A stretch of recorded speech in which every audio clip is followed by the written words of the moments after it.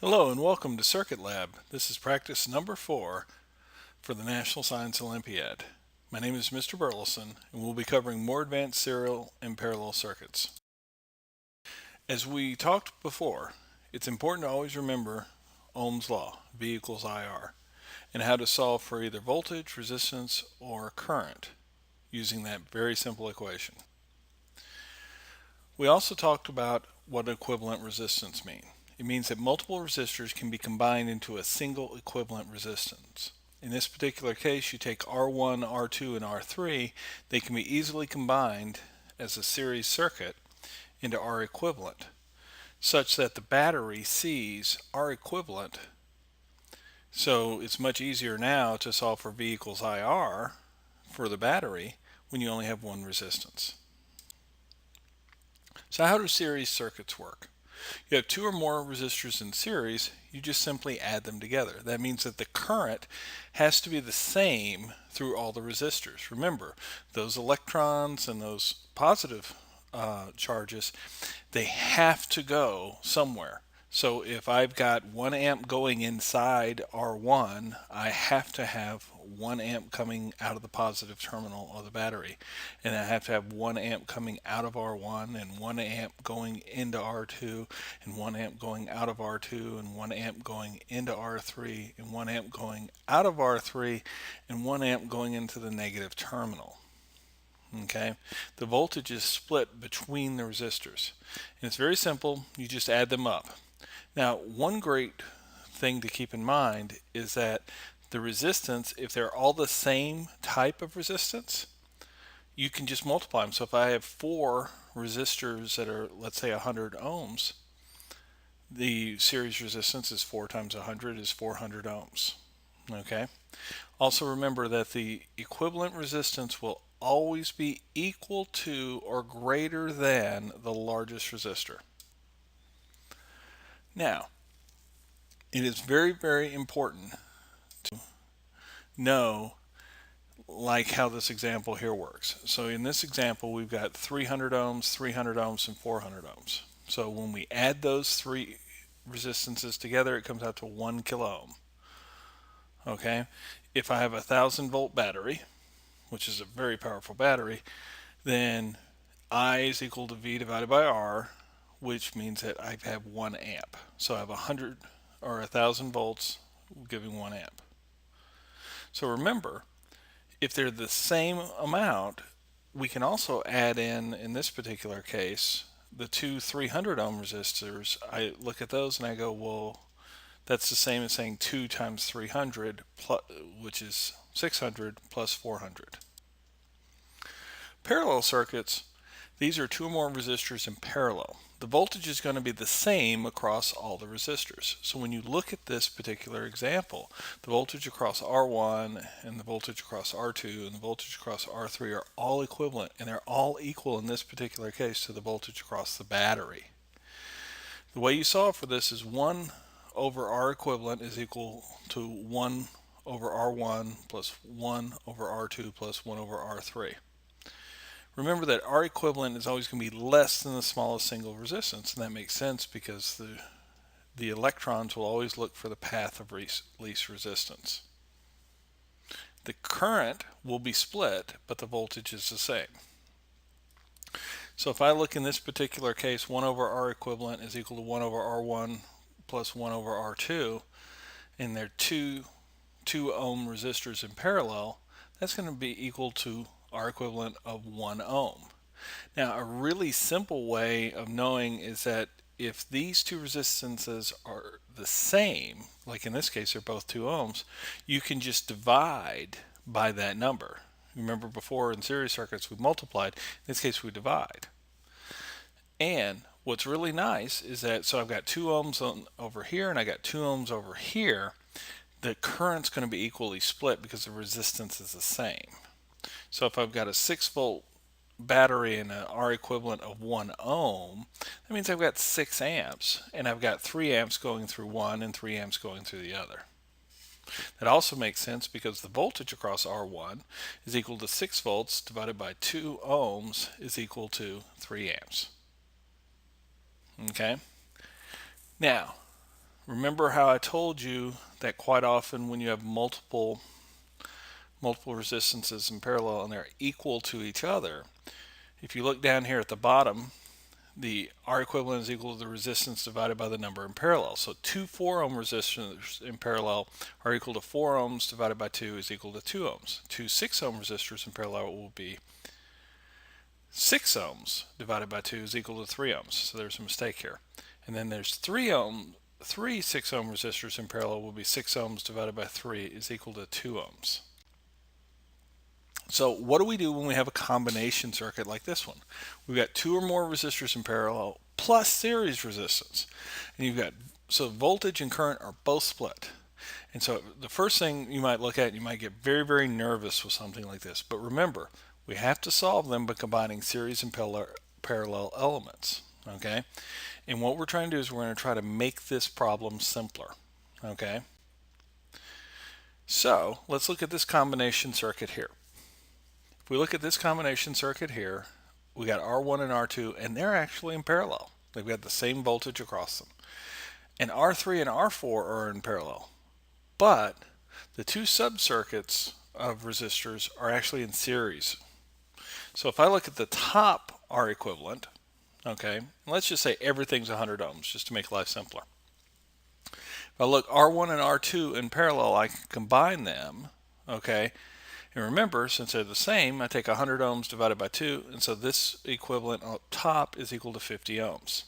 And if I do the same thing for R3 and R4, 100 ohms divided by 2 is equal to 50 ohms. Now I have 50 ohms in series with 50 ohms, so that's 50 plus 50, or 50 times 2. Either way, it's 100 ohms for the entire series. Now you notice I was able to do that without ever doing any of these calculations, which I can tell you is a much better way to go. Now, let's remember that sort of complex one we looked at before, okay? So what you want to do is you want to look at what are the things that you can combine easily, okay? Which things are in series, it can be combined easily, and which things are in parallel, which can be combined easily. I look here, this 25 ohm, 100 ohm, 25 ohm, they're all in series, so that's easy to combine on the far right. So 25 plus 100 plus 25 is equal to 150 ohms. Now that 150 ohms is now in parallel with the 40 ohms. So I combine those next. And what it comes out to is the R equivalent is equal to 31.58 ohms. Okay. Now the 20 ohms, the 31.58 ohms, and the 20 ohms are in series, so 31.58 plus 40 is 71.58. And so that is how much the 60 volt battery is seeing. And that's how you're then able to calculate the total current coming out of the battery is equal to the voltage, which is 60 volts, divided by 71.58 ohms is equal to 0.838 amps. Remember, these are some shortcuts to keep in mind. If parallel circuits have the same value, you can easily calculate the R equivalent. For two resistors, the same value is equal to R over 2. For 3, it's R over 3. For 4, it's R over 4. If it's 100, it's R over 100. Okay? So in this particular case, if I look at this, I could solve it mathematically, these 3 kilo ohm resistors in parallel, or I could just say 3 kilo ohms divided by 3 is equal to 1 kilo ohm. Okay, now, however, let's keep in mind, what if we short out the circuit? In other words, I've got 3 resistances here in parallel. Remember, the resistance is equal to or less than the smallest resistance when they're in parallel. So therefore, if R1 is 0 and R2 and R3 are any value, I mean in this case they're 3 mega ohms each, I don't even need to really combine those two because that 0 ohms is going to short out those. So what's going to end up happening is that I actually have a situation where the combined resistance is 0 now. Now guess what? That means all the current goes through this short. Here's the even worse part about this particular situation. I now have my current is equal to 6 volts divided by 0. And we have a divide by 0 error. So in other words, it means infinite current going through that short. Now, when we talk about what is a load, most of the types of circuits we're going to do are going to drive something. This thing we may be driving might be a light, might be a motor, it might be any electrical appliance that you could imagine. Okay, and they all have some form of resistance.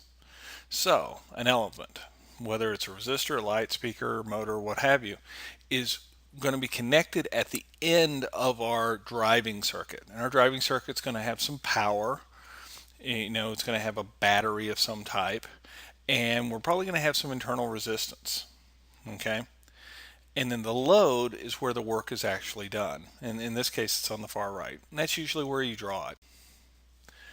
Now, one of the key things to keep in mind is that we want to impedance match. And what that means is we want the internal resistance of our system driving a load to be equal to the load resistance. So if I have an audio speaker, and most of them have an 8 ohm load, some of them more recent ones have got 10 ohm loads.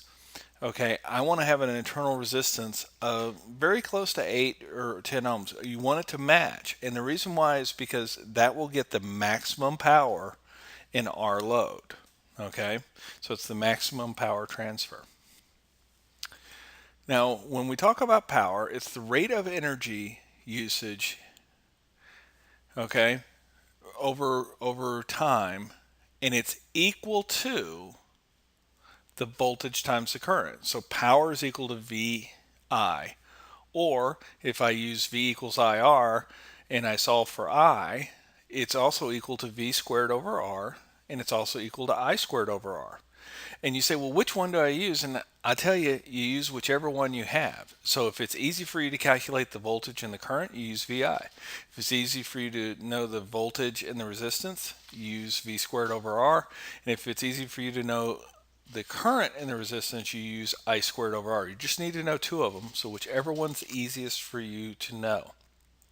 The other thing is that this is definitely one of those equations that needs to be in your binder, and it is definitely one of those questions that are equations that you need to be able to find quickly. Now the units of power are watts, okay? Remember that the maximum power transfer occurs when the load resistance equals the internal source resistance. Now, for resistors, the power is normally dissipated as heat, okay? And if you exceed the power rating, the resistor can be damaged, smoke, it can catch on fire, or explode. I can tell you, I have done all of those at some point. If you do enough experiments, you will accidentally make a mistake, okay? And that's okay, but that's why we do a lot of safety checks, because we don't want you to ever get injured. So, let's look at our in-practice quiz number 1.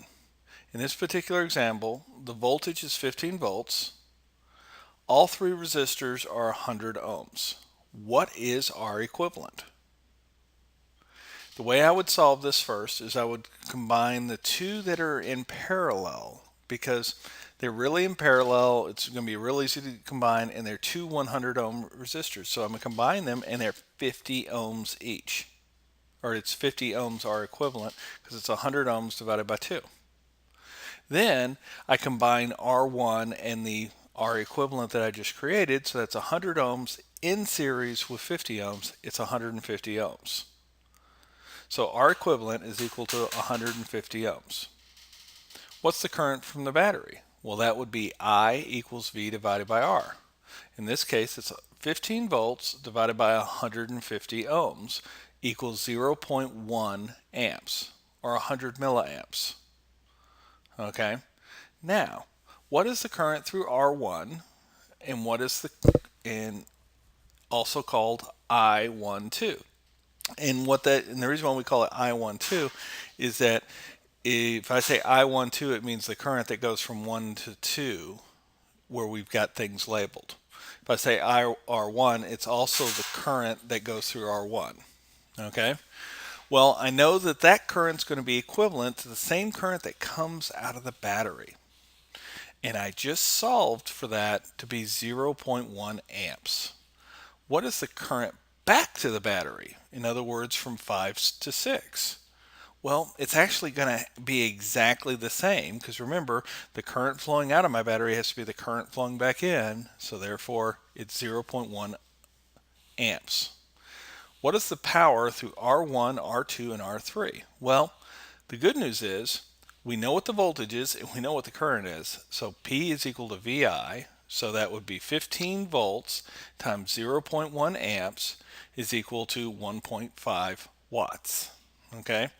We could also solve for it by using I squared times R, which would be 0.1 squared amps times 150 ohms. Okay? And that would be 150 times 0.01, which comes out to, again, 1.5 watts. And you could do the same thing for V squared divided by R. Okay, now let's do the same thing now where the voltage is 10 volts, R1 is equal to 100 ohms, R2 is equal to 0 ohms, and R3 is equal to 100 ohms. So if R2 and R3, we're going to combine them again first. If I look at that, R2 and R3, when I combine them, it's 0 and 100 ohms. And remember what we learned about shorting out. I'm going to short out R2, which means that R3 really doesn't get to play in this game at all. So the equivalent is now 0 ohms. But don't worry, because we got this other resistor, R1. So the entire resistance is equal to R1, or 100 ohms, plus 0 equals 100 ohms. What's the current from the battery? It's 10 volts divided by 100 ohms, which is 0.1 amps. Okay? And what's the current? That's the same current from the battery. It's the same current through R1, or also called I12, 0.1 amps, and the current back to the battery is 0.1 amps. What's the power through R1, R2, and R3? Well, when we look at the power going through the entire system, again, it's equal to VI, which is 10 volts times 0.1 is equal to 1 watt. Okay? Now, the good news is I can also tell you that the power just going straight through the power just going straight through R1 is 0.1 squared, 0.1 amp squared times 100. Well, 0.1 will give you 0.01 times 100 equals 1. So we have 1 watt. So all the power actually goes through R1 because, again, remember, we shorted out R2, so there's no resistance there. Okay? So there's no wattage, and there's no current going through R3 because it's all going through the short there at R2. So therefore, there's no power there either. Okay, so now let's look at this particular case where we've now made R1 0, R2 and R3 are both 100 ohms, and V is equal to 5 volts. Well, R equivalent, R2 and R3 now in parallel gives us 100 ohms divided by 2 is equal to 50 ohms. And now R1 and R equivalent are in series, so that 0 plus 50 equals 50 ohms. The current is equal to 5 volts divided by 50 ohms is equal to 0.1 amps. That's coming out of the battery and also going through R1 and also going back through back to the battery called I56. The power through R1, R2, and R3 is real simple. Again, we do the same sort of thing. We say VI, which is 5 volts, times 0.1 amps is 0.5 watts. Now, R1 has got 0 resistance, so even though I've got all that current flowing through it, I squared times 0 is equal to 0. So there's no wattage there. So the zero point 0.5 watts is split equally between R2 and R3 because they've got the same current going through them and they got the same voltage going across them. So therefore it's equal to 0.25 watts each. In practice quiz number 4, V is equal to 12 volts and our load is equal to 16 ohms. Okay, what should the resistance R1, the internal resistance, be for maximum power transfer? Well, as we know, R1 needs to equal R load, so in this case, R1 should be equal to 16 ohms. So what's the R equivalent? The R equivalent is going to be 16 ohms plus 16 ohms is 32 ohms. So the current from the battery is equal to 12 volts divided by 32 ohms. The power on our load, remember, is 12 volts squared divided by, oh, excuse me, I must apologize. What's the power on our load? Okay, so we just solved for the current. So I take that and I say I squared times R load times 16 ohms. And if you notice, I started to do it the wrong way. I started to do it via voltage, which you can still do it, but that's not the easy way. The easy way is I happen to know the current going through there, and I know what the load resistance is. The total power in the system would be equal to V times I, which would be 12 volts times the entire current. So, for the practical, what I'd like you to try to do is I'd like you to try to create a series parallel circuit like this one. We have R1, R2, and R3. And I want you to be able to then use your multimeter to then measure the various voltages. Remember to set it for voltage DC. You're going to want to make sure that you look at the relationship between the voltages and the resistance, and then try to calculate the power. So, for homework, what I'd like everybody to do homework generator level 3 combination. If you still have issues with level 1 or level 2 parallel, please do those.